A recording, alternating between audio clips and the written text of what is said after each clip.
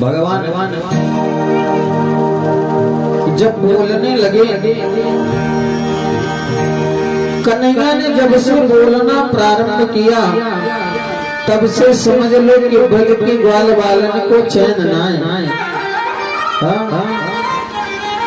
अब तो लाला धीरे धीरे करके ब्रजमंडल में घूमने लगे, गोकुल में घूमने के लिए घर से बाहर धीरे से निकल जाते। मैया पता ही नहीं पाती और कन्हैया धीरे से बलदाऊ के साथ में गायब हो जाए करें। और सुनो, घर से बाहर निकल के जाएं तो कोई तकलीफ की बात नहीं, लेकिन सारी ब्रजवासी के नाक में दम गिर देते, सबको परेशान करते। हमारी ग्वालिया कन्हैया तो सबको, बूढ़ी बूढ़ी माताओं को भी परेशान करते, नई नवीनी दुल्हनिया को भी परेशान करते, ग्वालियों को परेशान करते, नाना प्रकार से ऊधम मचाते थे। कभी माखन चुराए, कभी मिश्री चुराए, कभी मटकी ही फोड़ दें, कभी वस्त्र को चुराए, कभी तो किसी को कहते हैं कि जो करना सो कर लेना, नंद को छोड़ा माखन खाए के जा रहे, डरते नहीं किसी से। और सुनो, यदि ग्वाली में पकड़ लेते तो खिल खिल करके हंस पड़ते, और जब हंस देते तो ग्वाली जो है ये सब छोड़ देती, क्रोध शांत हो जाता भगवान की हंसी से। भगवान की कृपावश जब दिन प्रतिदिन कन्हैया उद्दंडता करने लगी, शरारत करने लगे, उस समय गोपियों ने योजना बनाया। देखो, भगवान की एक मंडली है जिसमें 5-7 वर्ष से अधिक के बच्चे नहीं हैं, 5 वर्ष से सब बच्चे नीचे ही हैं। बाल गोपाल चौरी विद्या प्रचार मंडली, 25-50 बच्चों का मंडली है।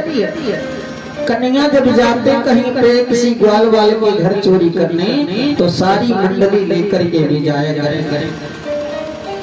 सारी गोपियां जब परेशान हो गई तो सारी की सारी गोपियों ने विचार कि कन्हैया आज थोड़ी सी गलती कर रहे हैं, कल बड़ी गलती करेंगे, परसों और बड़ी गलती करेंगे।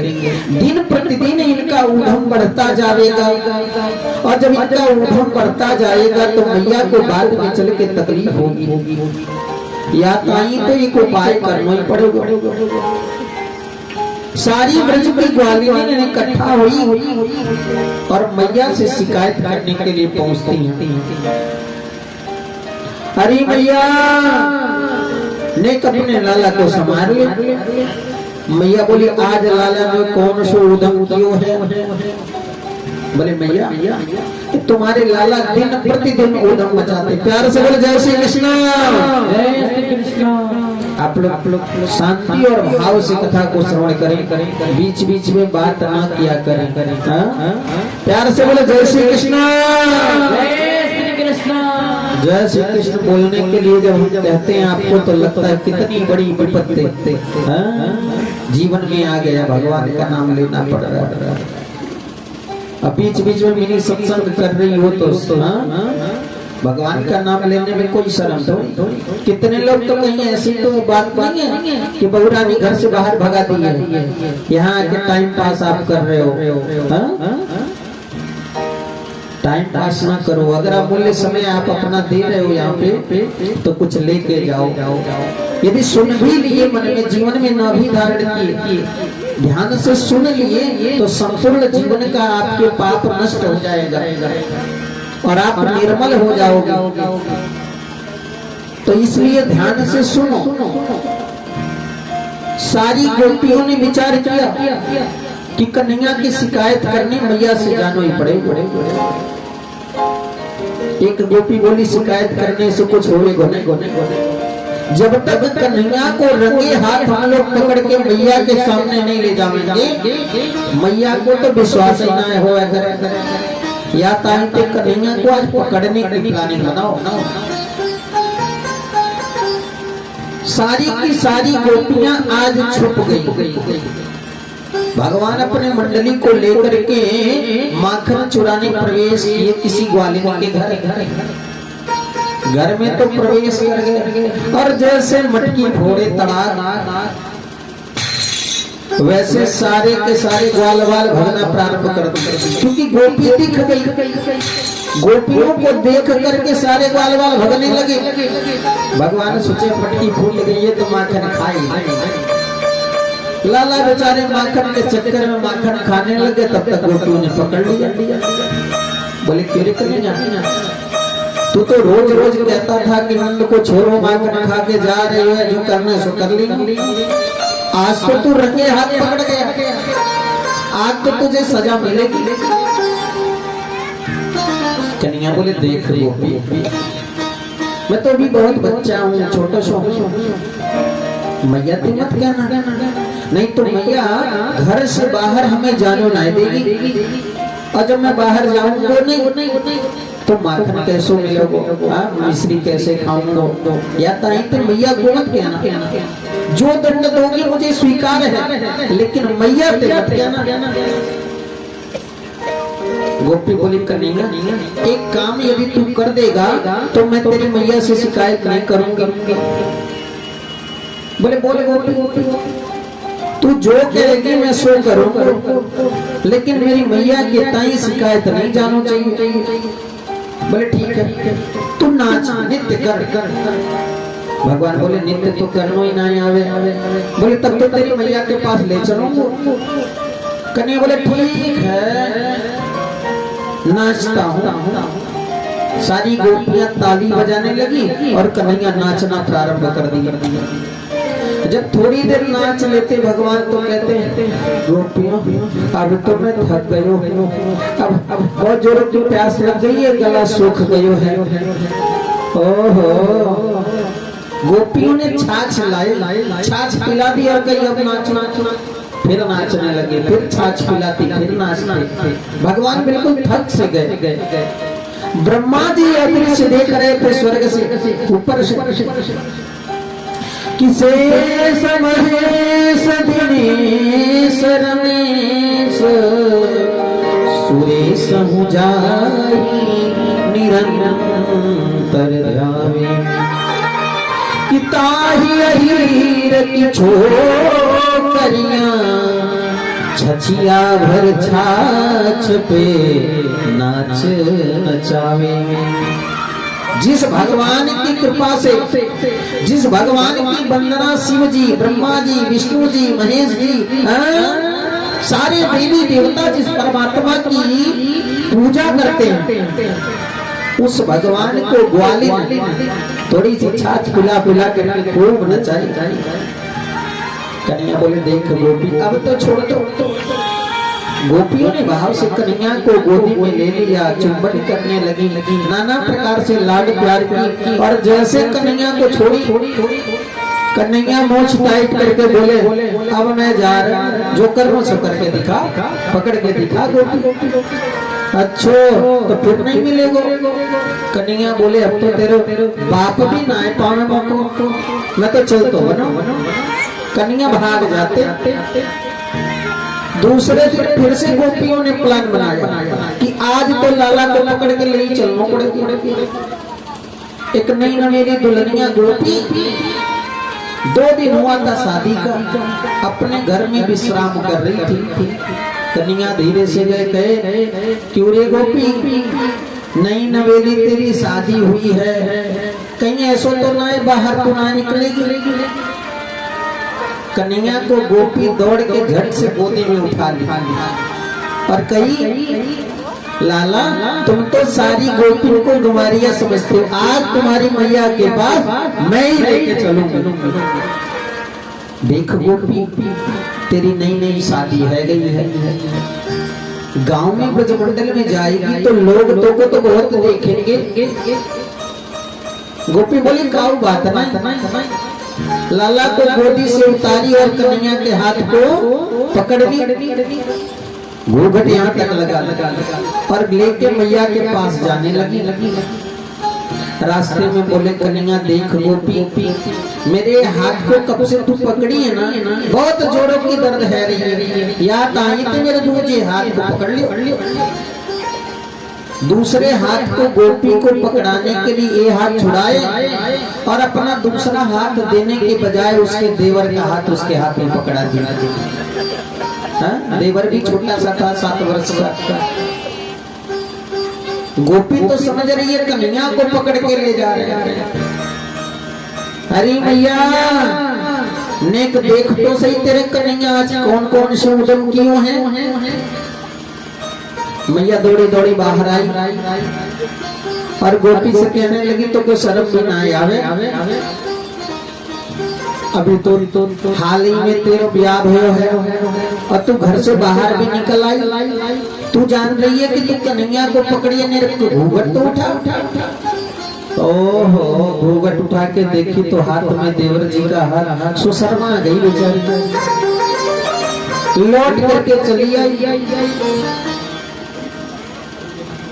आज ब्रजमंडल में सारी गोपियां ने सोचा आज तो कन्हैया को पकड़ेंगे। ये देखने में छोटे लेकिन बड़े नटखट, बड़ी बदमाशी, कूट कूट के उधम भरा है इनके अंदर। आज फिर पहुंच गए ब्रजमंडल और गोपियों ने घेर करके पकड़ लिया कन्हैया को। बोले आज तो तेरी मैया के द्वारा तुझे दंड दिलवाए करके रहूंगी। कन्हैया बोले चलो भैया आज देख ही लेते हैं, तो फंसी गए चक्कर में। आज लाला को पकड़ के गोपियां ले आई और मैया से कहने लगी मैया नेक अपने कन्हैया को समझाए ले, बहुत उद्यम करते, नाना प्रकार से हमको परेशान करते। मैया बोली तुम्हें क्या परेशान करते मैं बताओ तो सही। बोले क्वचित समय तुम्हारे कन्हैया हमारे बछड़े को छोड़ देते। मैया बोली ये तो अच्छा काम करते। अरे तुम गौ का दोहन करने जाओगी, कन्हैया बछड़ा छोड़ देते तो अच्छा करते, तुम्हारी मदद करते। बोले नहीं, क्वचित समय जब हमारा गौ को दूहने का समय होता उससे 2 घंटा पहले ही बछड़ा छोड़ देते। और जब बछड़े दूध पी जाएंगे तो हम दूध क्या खाक दूंगे, तो को पता नहीं या दूध दही ही तो हमारे जीविका का आधार है। नमक रोटी तो इस दही माखन को बेच के ही हमारा चलता है। मैया बोले देखो यदि कन्हैया तुम्हारे बछड़े को छोड़ देते, असमय से छोड़ देते, नेक डांट लगा दिया करो। डांट दोगी तो कन्हैया मान जाएगा। अरे मैया या भी करके हम देख रही है, जब इनको हम डांटने जाते तो एक खिलखिल करके हंस पड़ते और जब ये हंस देते तो हमारा क्रोध ही शांत हो जावे करे। अच्छा एक गोपी कहती है मैया ये हमारे घर में आवे इतना ही ना करें कि बछड़े को छोड़ दे कि क्वचित समय क्रोश संजातः स्तेयं स्वाद्यात्यधदधिपयः कल्पितैस्तेयोगैः। हमारे घर में आए तो माखन खाते और जाते जाते दादू दादी सासू के जमाने की मटकी को भी फोड़ते थे। बड़ी पुरानी मटकी हमारे घर में है, वहाँ को भी फोड़ के चले जाते। मैया बोले नहीं करा जी सही माखन खिला दिया करो। अरे मैया हम यह भी करके देख ले, जब तुम्हारे कन्हैया को हम राजी से माखन खिलाते तो लाला कहते मोको तो चोरी कोई माखन भावे राजी को ना। मैया बोली देख गोपी यदि कन्हैया ऐसा करते हैं माखन खा लेते, चोरी से ही खाते तो तुम खिला दिया करो, चोरी से खाने दिया करो। हमारे यहाँ माखन की कोई कमी तो ना, लाखन मटकी माखन नित्य प्रति हुए करे 10-20 मटकी तू रोज ले जाया कर मेरे घर से, लेकिन कन्हैया को माखन खाने वाले। अरे मैया बात माखन की ना है, कन्हैया चोरी से भी माखन खा ले तो भी तकलीफ ना है, लेकिन मरे कान भोक्षण विभजति सची नाति भांडम भिन्नति द्रव्यालाभे सगृह कुपितो यत्र वक्रोशतो कान। अरे अपने तो अपने खाए, बाल गोपाल को भी लेके जाए, अपने खा भी लेते, दूसरे को दे भी देते, और जो बच जाता उसको बंदरों बंदरों में बांट दिया करते, मटकी फोड़ के चले आवे करते। ऐसो उदम कन्हैया करे, नेक समझा लो मैया। मैया बोले एक काम कर गोपी, यदि तेरे माखन को, तेरे मटकी को कन्हैया फोड़ देते तो तू माखन की मटकी छीके पे रख करके पेड़ में बांध दिया कर, ऊपर पीपल के वृक्ष में। छोटे से कन्हैया वृक्ष पे थोड़ी चढ़ पाएंगे। एक गोपी बोली, ओ भैया ऐसो बात ना, एक दिन तो हमने मटकी को छीके में रख के पेड़ पे बांध दिया। ये तीन बिलान को लालो को बुद्धि बहुत तीव्र होए करे। हाँ, ये छोटो सो लाला पूरे ब्रजमंडल में घूम करके लंबो बांस ले आए। दुनिया में काऊ चीज दिखे या ना दिखे, लेकिन या तो माखन की मटकी जरूर दिख जावे। लंबो बांस लेकर के आए और सारे ग्वाल बालों के साथ नीचे से बांस लगाए, मटकी फोड़ दी।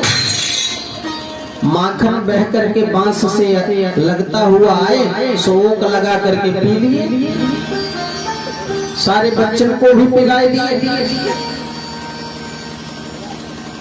मैया बोली एक काम करो गोपी, एक उपाय और है। लाला को हवा से डर लगे, या ताईते तू माखन की मटकी को अंधेरे में छुपा दे। मैया मैं या भी करके देख। जब कभी हम मटकी को अंधेरे में छुपाए दे तो मैया तुमने इसके कमर में गड़ोले पहना करके रखे, मड़ियों के। ये मणि के प्रकाश से दुनिया की कोई चीज दिखे या ना दिखे, कन्हैया को मटकी जरूर दिख जाए। अंधेरे में भी जाते माखन खा लेते, मटकी फोड़ के चल देते। मैया बोले एक काम करो, कन्हैया यदि ऐसे उधम करते हैं तो आज के पश्चात इनको घर से बाहर नहीं निकलने देंगे। पीछे एक गोपी खड़ी थी, नई नवेली गोपी थी, इसलिए ज्यादा बोल नहीं रही थी। मैया बोली पूरे गोपी तू किनारे खड़ी है, कन्हैया ने तेरो घर में काऊ उधम तो ना बचायो। गोपी बोल पड़ी, बोले भैया एक दिन की बात है, हमारे घर में सत्यनारायण भगवान की पूजा होने वाली थी। मैंने ठाकुर जी को नहला करके सिंहासन पर विद्यमान कर दिया। प्रातः काल का नैया आया और कहने लगे भाभी जी जय जय श्री कृष्णा। मैंने बोली जय श्री कृष्णा लाला, आज बड़े सवेरे आए गए। कन्हैया बोले भाभी जी सवेरे तो हम आए गए, लेकिन एक बात बता तू कर क्या रही है? बोली मैं तो भोजन प्रसाद बना रही हूँ, क्योंकि आज हमारे घर सत्यनारायण भगवान की कथा है। लाला तुम भी आना, मैया को लाना। कन्हैया बोले वो तो आऊंगा बाद में, तू भोजन बना रही है, प्रसाद बना रही है, तो पहले मुँह को प्रसाद करा, भोजन करा। गोपी बोली देखो लैला, पहले ठाकुर जी को भोग लगेगो, कथा होएगो, के बाद प्रसाद वितरण होएगो। प्रसाद तुम भी पा लेना, लेकिन अभी नहीं। अच्छा तो मेरे अलावा भी तेरे कोई ठाकुर जी है? कन्हैया कुछ बोले नहीं, धीरे से निकल गया। जहाँ पे ठाकुर जी को बैठाई थी गोपी, कन्हैया क्या किया, कृष्ण भगवान जो ठाकुर जी बैठे इनको उठा के ले गए और नाली में डाल दिया। और सुनो सुनो कुत्ते के बच्चे बड़े प्यारे होते हैं कि परमानंद दास को ठाकुर लाए पिल्ला घेर। 2-3 पिल्ला पकड़ लिए अल्लाह के सिंहासन पे बिठा दिया। बोले भाभी जी अरे कर लो अपने ठाकुर की पूजा। क्या बताऊं भैया, जैसे मैं उठ के बाहर आई देखी तो कन्हैया ठाकुर जी के सिंहासन पे कुत्तों को बिठाई दी। ऐसो ऐसो लाला उदम कर। एक गोपी कही भैया मेरे भी यहाँ कथा का आयोजन था। कन्हैया प्रातः काल आए, प्रसाद मांगे, मैंने प्रसाद नहीं दिया तो भाग गए, चले गए। सब लोगों ने प्रसाद पाया, भोजन किया, लेकिन कन्हैया हमारे घर नहीं आए। हम पति पत्नी सबको भोजन कराए, थक गए और रात्रि के समय आंगन में दोनों पति पत्नी सो गए। रात्रि के समय कन्हैया आए, हमको तो पता ही ना। कन्हैया धीरे से आए, हमारे पति के दाढ़ी में हमारे केस को बांध दिए, चोटी को, और चले गए। रात्रि को हमारे पतिदेव को बड़ी जोर की प्यास लगी और जब प्यास लगी तो पतिदेव उठते हैं, सो हमारी चोटी पीछे से उठने लगी। मैंने कही आज कथा सुनी हूँ, ये क्या कर रहे हो? अरे देवी तू कर रही है कि मैं कर रहा हूँ? पति को लगता कि मेरी दाढ़ी खींच रही है पत्नी, और पत्नी को लगता कि मेरे चोटी खींच रहे मेरे पति देव। प्यार से बोले जय श्री कृष्ण। जय श्री कृष्ण। गोपियों ने कहा मैया ऐसो ऐसो ऊधम कन्हैया मचावे करे। मैया कहे आज से कन्हैया ब्रजमंडल में नहीं जाऊंगी। गोपी कही ऐसा नहीं करना मैया, क्योंकि देखे बिन कान्हा जब भर नहीं माना, इन गोपियों को ब्रह्म पहचाना है। कृष्ण चरण कमलों में मन को लगाना, इन गोपियों का कान्हा उलाना तो बहाना है। उलाना तो बहाना है। भगवान से बड़ी प्रेम करती हैं गोपियां। नाना प्रकार से मैया से शिकायत की गोपियां कि तुम्हारे कन्हैया बड़े उद्धमी हैं, नाना प्रकार से उद्धम मचाते हैं। आप लोगों को पैर में यदि दर्द हो गया हो तो थोड़ा भजन करते हैं और आप थोड़ा नृत्य कर लो। पैर के दर्द भी सही हो जाएंगे और लाला की बदमाशी शिकायत सब कुछ सुन भी आप लोग की। मैं भाव से नृत्य करेंगे, आप सभी लोग हाथ ऊपर करके।